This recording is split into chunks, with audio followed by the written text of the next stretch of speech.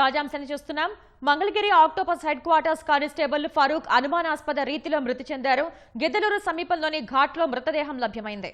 మరింత సమాచారాన్ని మా ప్రతినిధి శ్యామ్ అడిగి తెలుసుకుందాం. Shyam, octopus head quarters constable Farooq మృతికి గల కారణాలు ఏమై ఉంటాయి? పోలీసులు ఏమంటున్నారు?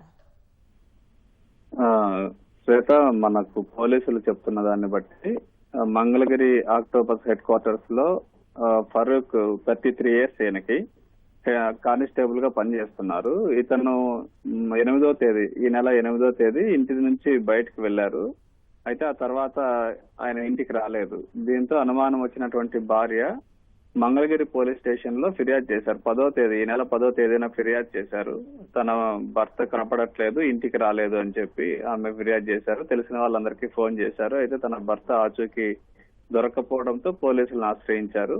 అయితే ఈయనకు భార్య, 2 పిల్లలు కూడా ఉన్నారు, 2 అమ్మాయిలు కూడా ఉన్నారు. అయితే ఆ తర్వాత పోలీసులు, మంగళగిరి పోలీసులు నంద్యాల జిల్లా పోలీసులకు సమాచారం ఇచ్చారు. నంద్యాల పోలీసులు మొత్తం గాలింపు చర్యలు చేపట్టారు. ఆ గాలింపు చర్యల్లో భాగంగా ఇవాళ నల్లమల అటవీ ప్రాంతంలోని నంద్యాల గిద్దలూరు ఘాట్ రోడ్ లో ఈ పచ్చర్ల వద్ద ఒక మృతదేహాన్ని గుర్తించారు.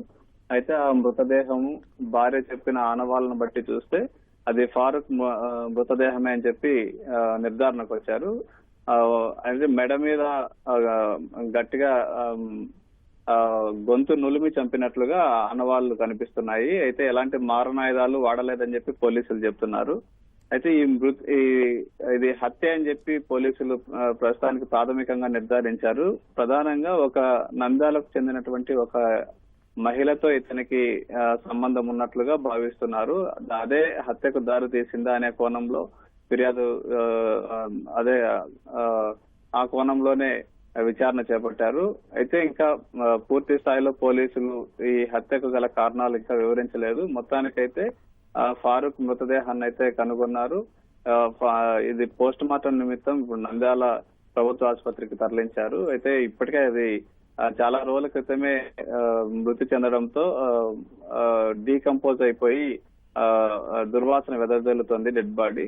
అయితే ఈ పోస్ట్ మార్టం అనంతరం పోలీసులు అధికారికంగా వివరాలు వెల్లడించే అవకాశం అయితే ఉంది. ధన్యవాదాలు శ్యామ్.